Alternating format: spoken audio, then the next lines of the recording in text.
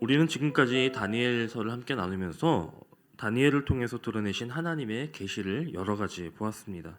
어떤 이야기들이 있었는지 다 기억하시나요? 먼저는 느부갓네살 왕이 꾼 두 번의 꿈이 있었습니다. 큰 신상이 무너지는 꿈과 또 그에 따른 해석이 있었고, 그 다음으로는 큰 나무가 찍히는 꿈과 또 그 해석이 있었습니다. 그리고 벨사살 왕의 연회에 나타났던 큰 손가락이 쓴 글씨 메네 데겔 우바르신이라고 하는 그 글의 해석이 있었고, 또 우리가 어제까지 함께 나눈 말씀 속에는 다니엘의 꿈속에 나타났던 이 네 짐승에 대한 그 환상의 이야기가 있었습니다. 그리고 오늘 본문 속에 나타나는 이 숫양과 숫염소의 환상까지 하나님의 계시는 여러 차례 다니엘에게 임하였고, 또 그것이 우리에게도 전해지고 있습니다. 이렇게 다니엘서에 나타나는 여러 가지 계시는 단순히 한 개인의 운명이나 혹은 그 인생의 방향을 보여주는 데서 그치는 것이 아니고, 전 세계적인 역사에 대한 하나님의 일하심을 나타내는 그런 계시였습니다. 하나님은 다니엘 당시에 바벨론 제국뿐만 아니라 그 후에 일어날 많은 나라들과 제국들의 모습과 또 그 운명을 미리 알려주신 것입니다. 그리고 하나님께서 알려주신 그대로 실제 그렇게 계시되었던 나라들의 운명이 하나님이 다니엘에게 보여주셨던 그대로 되는 것을 우리는 보았습니다. 자, 이러한 사실들이 우리에게 알려주는 것이 무엇이겠습니까? 바로 하나님이 모든 역사의 주관자가 되신다는 사실이지요. 아무리 사람의 손으로 세운 나라가 강대해 보이고 또 때로는 그 모습이 위협적으로 보이고 그 행하는 바가 아주 강력해 보여도 결국 그 모든 것은 하나님의 손 아래에서 하나님이 정하신 그 기간 동안 그렇게 행할 뿐이라는 것입니다. 오늘 다니엘이 환상 가운데 보고 있는 이 순양과 순염소의 모습을 보아도 그러합니다. 그들에게는 강한 그리고 큰 뿔이 있었습니다. 그들은 그 뿔을 가지고 온 사방을 휘저으며 자신이 원하는 대로 행하고 강대해졌는데, 심지어 하나님의 영화로운 땅까지 그렇게 강하고 또 자기들의 원하는 대로 회방하며 다녔다라고 다니엘은 기록하고 있습니다. 그러나 그런 강함도, 그런 그들의 이런 강대함도 하나님이 정하신 때가 지난 후에는 하나님이 정하신 그 후의 존재, 그 후의 나라에 의해서 패망하고 뒤로 밀려나는 것이 바로 다니엘을 통해서 하나님이 보여주시는 계시이며 또 전 세계의 역사라고 하는 것입니다. 아무리 세상이 강해 보여도 그 끝은 정해져 있습니다. 물론 우리는 그때를 알지 못하고 거기까지 가는 그 과정을 알지 못해서 때로는 불안해하고 때로는 걱정합니다. 또 때로는 더 나아가서 하나님을 알지 못하고 오히려 하나님을 방해하고 하나님의 길과는 정반대의 길을 걷는 이 악인들의 형통함을 우리는 이해하지 못할 때도 있습니다. 하지만 오늘 다니엘이 우리에게 분명하게 알려주고 있는 이 사실은 아무리 악이 전성기를 누리고 또 자신들의 힘으로 역사를 만들어가는 것처럼 보일지라도 오직 역사를 결정하시는 분은 하나님 한 분이시라는 사실입니다. 우리가 다 알 수 없고 이해할 수 없는 상황 속에서도 하나님은 여전히 그 모든 상황들을 통제하고 계시며 또 모든 것을 합력하여 마침내 선을 이루시는 분이십니다. 그러므로 우리 성도들은 악이 번성하는 세상 속에 살지만 또 때로는 그러한 악으로부터 타협의 제안을 받기도 하지만, 그리고 그 제안을 거절함으로써 고난의 길을 걸어갈 때도 있지만, 그 모든 때의 주관자이시며 정하신 때에 악을 몰아내시는 우리 하나님을 오롯이 믿고 의지하며 굳게 신뢰해야 할 것입니다.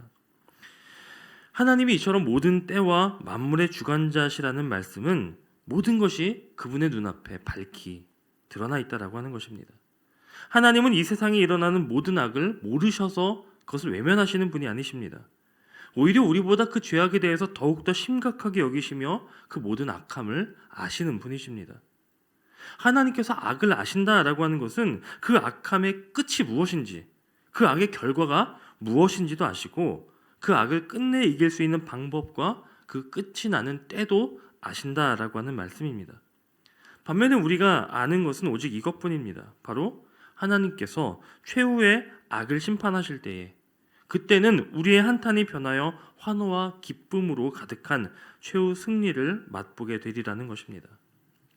그러므로 우리는 하나님이 허락하실 이 최후의 승리에 참여하리라라고 하는 그 믿음을 가지고 이 세상을 살아가야 합니다. 하나님이 이 세상을 모든 악으로부터 구원하실 놀라운 계획을 가지고 계시고 지금도 섭리하고 계시며 우리는 이 크시 놀라우신 이 계획 안에 속해 있는 자들이라라고 하는 이 사실을 우리는 깨달아야 합니다. 우리가 이러한 최후 승리를 믿는다면 우리의 삶의 모습도 달라져야 할 줄로 믿습니다. 먼저는 악의 형통을 부러워할 이유가 하나도 없습니다. 또 세상이 요구하는 이 악한 삶의 방식을 거절할 수 있어야 합니다. 더 나아가서 나 혼자만 그것을 거절하는 데서 그치는 것이 아니라 적극적으로 선을 행하며 살아야 합니다. 가난하고 병든 이웃에게 세상의 논리를 내세우는 것이 아니라 온 세상의 구세주이신 예수 그리스도의 사랑을 전함으로써 하나님 나라를 세워가며 하나님의 때를 기다리는 것입니다. 또 한 가지 우리가 이 최후 승리를 믿는다면 달라질 삶의 모습이 있습니다. 그것은 바로 나의 삶에 있는 모든 문제와 어려움에도 끝이 있다는 것을 믿는 것입니다. 우리에게 어떤 어려운 시련이 닥쳐오면 우리는 괴로워하며 부르짖어 이렇게 기도하죠. 하나님, 어느 때까지입니까? 이것이 언제 끝날까요? 요 근래에 의외로 놀랄 일이 많이 있었는데 바로 어느덧 한 장밖에 남지 않은 이 벽에 걸린 달력을 볼 때입니다. 많은 분들이 공감하시겠지만 올해는 특별히 시간이 훌쩍 지나가다 못해 날아간 것처럼 느껴지지요. 지난 2월에 코로나가 창궐한 이후에 10개월, 거의 1년의 시간이 흘렀습니다.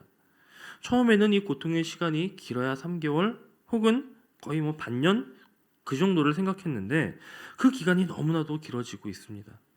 백신과 치료제에 대한 반가운 소식이 들리기도 하지만 우리가 지금 당하고 있는 이 고통이 언제쯤 그치고 또 우리가 이전에 누렸던 일상으로 언제쯤 되돌아갈 수 있을까 그런 그때를 그리는 것이 정말 기약이 없는 것처럼 느껴질 때가 있습니다.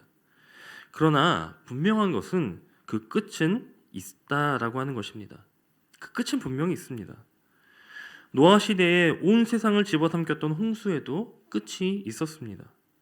온 인류가 악을 향하여 달려가고 범죄를 지어가는 그 끝에 예수 그리스도의 십자가가 있었습니다. 심지어 모든 것을 다 집어삼키는 사망에도 끝은 있습니다. 사망의 끝은 바로 부활이지요. 세상에 끝이 없는 것은 없습니다. 오늘 본문의 마지막에도 제사가 폐하여지고 성전이 헐리고 하나님의 백성이 짓밟히는 그 참담한 때, 그때도 2300일이 지나면 정한 기한이 다 끝나면 그 모든 고통이 그치고 성소가 정결하여질 것이다 라고 그렇게 말씀하고 있습니다. 사랑하는 여러분, 이처럼 우리가 당하는 시련은 무한한 것이 아닙니다. 끝없이 계속되지는 않습니다. 정해진 기한이 있고 끝날 때가 있습니다. 그리고 그 시련의 너머에는 찬란한 영광이, 하나님의 놀라우신 섭리가 우리를 기다리고 있습니다. 우리 지나간 날들을 한번 돌이켜 보시기 바랍니다.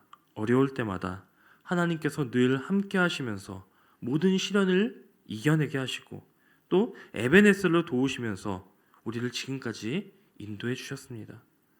그런 좋으신 하나님을 바라며 소망 가운데 우리의 인내로 하루하루의 삶을 기쁘게 승리하며 살아가는 우리 모두가 되기를 주님의 이름으로 간절히 축원합니다. 함께 기도하시겠습니다.